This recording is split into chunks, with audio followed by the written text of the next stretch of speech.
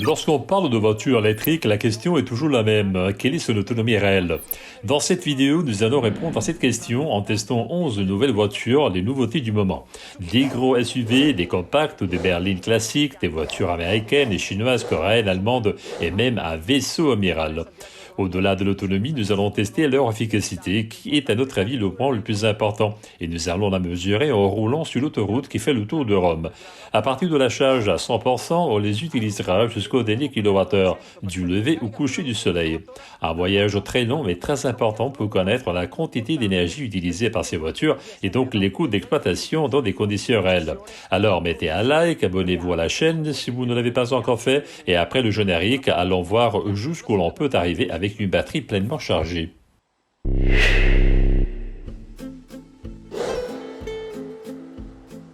Bienvenue à Rome sur le grand contournement de Rome, l'autoroute qui a fait le tour de la capitale italienne.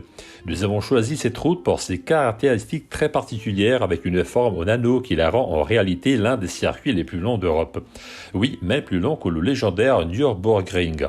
Bien sûr, ce n'est pas un circuit de course parce qu'il est ouvert à la circulation et on y roule beaucoup plus lentement. Mais ce sont les bonnes conditions pour simuler la conduite d'une voiture électrique dans la vie réelle, pendant quelques heures à des vitesses différentes, donc avec une consommation d'énergie variable au fil du temps.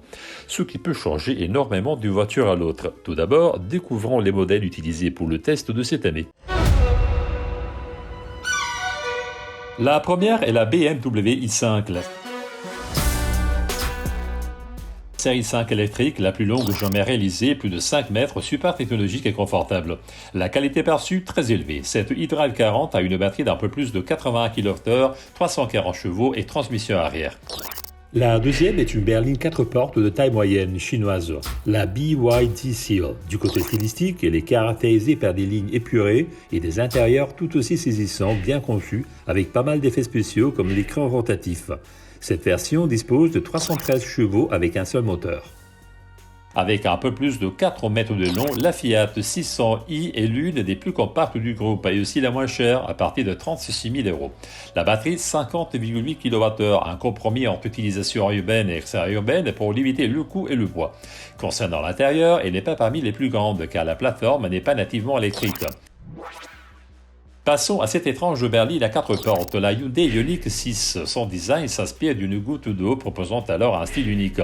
Elle est conçue pour être très aérodynamique sans renoncer aux espaces intérieurs. La batterie, un peu plus de 77 kWh, l'ambition être plus efficace que la Tesla.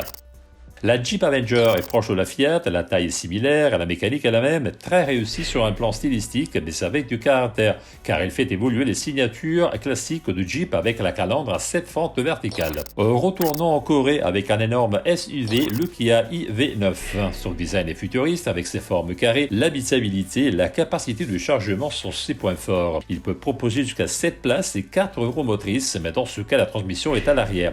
La batterie est aussi très puissante, 96 kW net.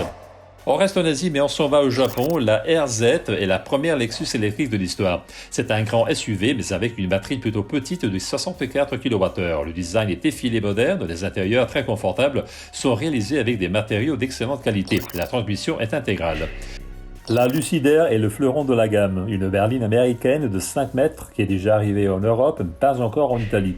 Ici, c'est la version Grand Touring, 830 chevaux et une batterie de 112 kWh net.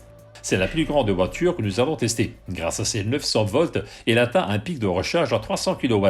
5 minutes suffisent pour gagner 167 km d'autonomie avec la recharge à haute puissance. La Tesla Model 3 n'a plus besoin d'être présentée, ou presque. Le récent restylage en effet a apporté une bouffée d'air frais en actualisant tant le design extérieur que le matériau et les finitions à l'intérieur. Et les plus minimalistes de technologie, la version Long Range pour ce test dispose d'une batterie de 75 kWh et d'un double moteur. Est-elle la voiture à battre?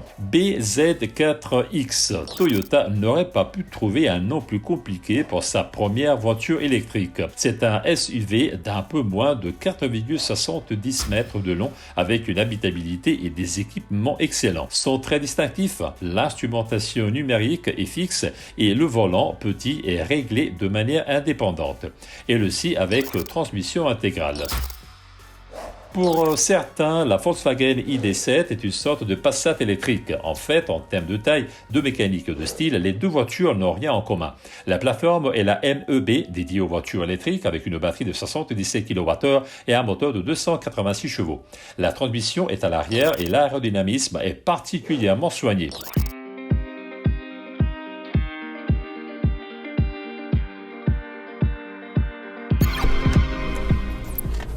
Alors, comment ça va, Francesco?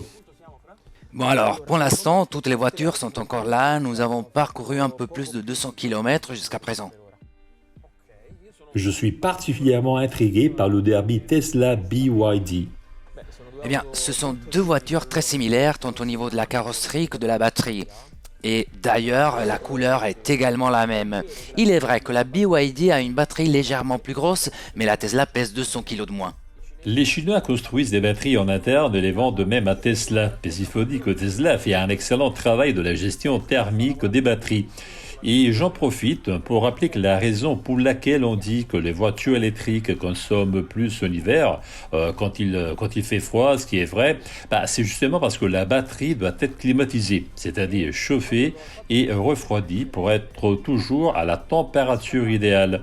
Et donc l'énergie qui est consommée pour la chauffer en hiver provient toujours de la même batterie. Parenthèse fermée, revenons aux voitures. Et puis, il y a d'autres défis intéressants que celui entre Tesla et BYD, notamment le Volkswagen ID.7 contre Hyundai Ioniq 6, car ce sont deux voitures très aérodynamiques. Et puis, Jeep Avenger et Fiat 600, deux cousines, c'est vrai, mais quand même très différentes l'une de l'autre.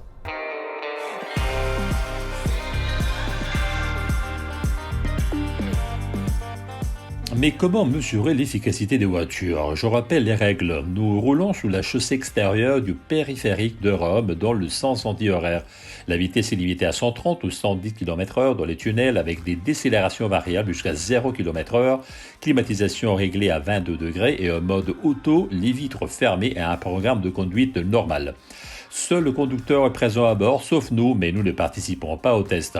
Un taux de périphérique fait 68,2 km et les temps de trajet varient en fonction de la présence des navetteurs et des travailleurs romains.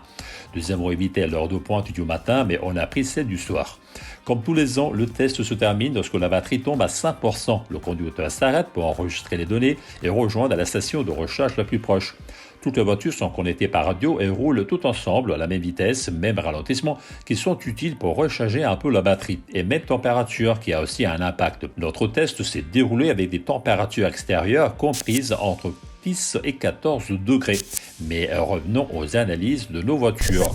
En parlant à nouveau de voitures similaires, il y a aussi le défi japonais Toyota Lexus. La Lexus, il faut le dire, est plus puissante. Nous sommes à plus de 300 chevaux, n'est-ce pas?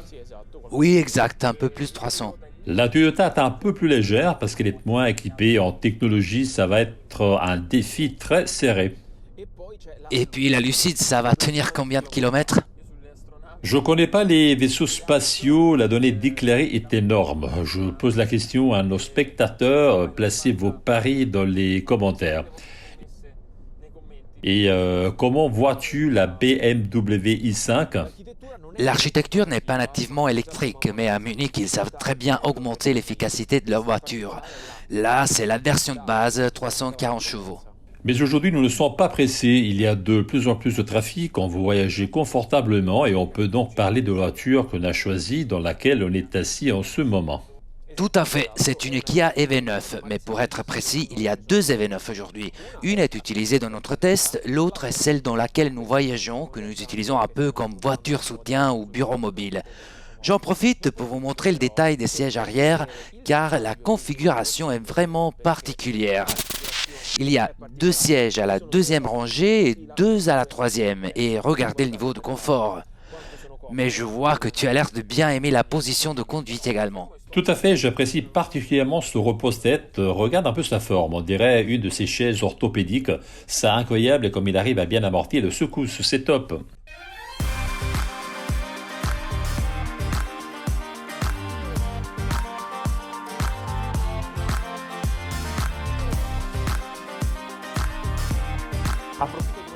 Je profite de la pause technique pour vous montrer le niveau de confort à l'intérieur de la Lucide Air. Francesco, il fait 1,90 m, l'espace est énorme. J'ai vraiment beaucoup de place parce que le siège avant du conducteur est réglé à la taille moyenne et l'espace disponible est vraiment énorme. Je peux même croiser les jambes. J'aime beaucoup le fait que le siège soit dans la bonne position, un bon angle avec les genoux. Je vous montre aussi le coffre, hein. C'est impressionnant. La capacité arrière, si je ne me trompe pas, dépasse les 600 litres. Là, on peut soulever le plancher, regarder la profondeur. Cette voiture, comme toutes les électriques natives, a aussi un bac de coffre à l'avant avec ouverture électrique. Quel est l'espace disponible ici? Ici, c'est plus de 120 litres. Nous sommes donc environ à 910 au total. L'espace est incroyable. Incroyable, un espace gigantesque. C'est vraiment étonnant avec cette ouverture électrique. Il suffit donc d'appuyer sur un bouton et de façon très scénique, il se referme. C'est fou. En regardant la forme de la Lucide, vous aurez remarqué l'attention portée à l'aérodynamisme, car réduire la résistance à l'air change beaucoup la consommation d'énergie, notamment à 6 vitesses. Tout comme les pneus, c'est pourquoi beaucoup de recherches sont en cours pour développer des pneus conçus pour les modèles électriques, comme ces Pirelli Elect. N'oubliez pas qu'un pneu peut augmenter l'autonomie moyenne de 10%.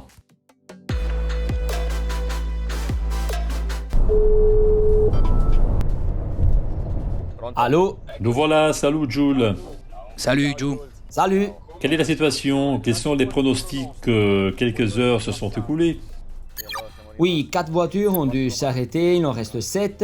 La prochaine à sortir devrait être la Volkswagen dans une centaine de kilomètres, puis il y a le Kia EV9 dans un peu moins de 200 km, et après une dizaine, 20 km, une série de voitures dont la Tesla Model 3 et la BYD. La Tesla consomme moins, mais en tant que batterie nette, elle est un peu moins. Et sa batterie est plus petite, ça va être une lutte vraiment serrée. Oui, mais elle consomme moins que la BYD, donc elles arrivent à peu près au même niveau. Et puis, comme ces dernières années, la Hyundai confirme son efficacité, sa batterie est tout aussi intéressante. Et puis, la BMW s'en sort bien aussi, comme lors des tests de ces dernières années avec d'autres modèles, elle gère bien l'énergie en tant que voiture électrique. Certaines choses seront connues seulement à la fausse finish, on va voir ce que ça va donner. Et puis, il y a la Lucid Air qui a la plus grosse batterie de toutes et elle consomme assez peu. Allez, merci, on en reparlera plus tard. Francesco, est-ce que tu as des questions techniques? Oh, c'est tout de mon côté, c'est ce à quoi on s'attendait, sauf quelques petites choses non prévues, mais on y est. Parfait, à tout à l'heure. Mais alors, comment ça s'est passé? D'abord, l'autonomie. Les deux premières voitures restées sans charge ont été la Lexus et la Toyota qui ont effectué près de 4 tours pour une autonomie totale d'un peu moins de 250 km. Fiat et Jeep suivent avec 275 et 282 km. La distance couverte est passée à 400 km pour la Volkswagen ID7, 448 km pour la Kia EV9, 452 pour la BYD Seal et 476 pour la Hyundai Ioniq 6. Ensuite, le podium. Troisième marche pour la BMW i5 avec 489 km. Deuxième place pour la Tesla Model 3 et record d'autonomie pour la Lucid Air, presque 600 km réels. Ce chiffre est inférieur à ce qu'on attendait, mais il ne faut pas oublier que nous parlons d'un vaisseau de plus de 800 chevaux. Après avoir découvert leur autonomie, il faut connaître la quantité d'énergie consommée, ce qui est essentiel pour calculer les coûts d'exploitation de chaque voiture. L'unité de mesure, je le rappelle, est le kilowattheure pour 100 km. Voici comment change notre classement. Première position pour la Tesla Model 3, 15,1 kWh, ce qui est très peu quand on pense qu'elle dispose d'une transmission intégrale avec environ 500 chevaux. Suivi de près par la Hyundai Ioniq 6, très aérodynamique avec 15,5 kWh pour 100 km. Et parmi les meilleures, il y a aussi la BMW i5 dont les 16,6 kWh sont non seulement très bas pour une berline de plus de 300 chevaux, mais aussi incroyablement proche du chiffre déclaré par le constructeur. Il est suivi par la Fiat 600i qui a consommé moins que la BYD Seal et que sa cousine Jeep Avenger. La mécanique étant identique, la différence dépend donc du design de la carrosserie. Nous avons ensuite Volkswagen ID7, Lucid Air et Kia EV9 avec une mention spéciale pour la coréenne car malgré son poids de Panzer d'un peu moins de 2500 kg, elle a su limiter ses consommations à 21,4 kWh pour 100 km. En bas du classement, là aussi Toyota et Lexus. Passons maintenant aux frais de déplacement qui sont une conséquence directe des consommations dont de besoin de recharge. Pour simplifier la lecture pour ce tableau, modèle par modèle, nous avons recalculé le coût de l'énergie pour 100 km en faisant un distinguo entre la recharge domestique qui s'élève environ à 0,23 € par kWh et la recharge plus rapide mais plus chère, dite à haute puissance, ce qui est disponible sur les autoroutes pour ramener la batterie à 80% en moins d'une demi-heure. Il faut aussi rappeler que les prix de la borne de recharge sont plus élevés si l'on perd l'unité, alors qu'il est plus intéressant de souscrire des abonnements, comme c'est le cas pour BeCharge, le partenaire technique de cette vidéo. Le tableau montre le coût du plan B-Medium qui, pour un prix de 13,90 € par mois, offre une remise de 30% par rapport au tarif à l'unité. Pour en savoir plus, je vous recommande de lire l'article dont le lien figure dans la description. Notre test est terminé, mais je vous recommande de lire plus calmement les résultats que nous avons détaillés dans l'article de motor1.com. Connaître les chiffres permet non seulement de se familiariser avec le monde des voitures électriques, mais aussi de mieux comprendre les caractéristiques techniques qui font la différence et qui vous permettent de choisir le modèle le plus adapté à vos besoins. Il est évident que l'autonomie et l'efficacité ne sont pas une priorité pour tout le monde, mais ce sont des paramètres utiles pour suivre l'évolution technologique des produits disponibles sur le marché que nous continuerons à tester pour vous. D'ailleurs, faites-nous savoir quels sont les autres tests que vous aimeriez voir sur nos chaînes. Comme d'habitude, nous attendons vos suggestions dans les commentaires de la vidéo et rendez-vous au prochain test.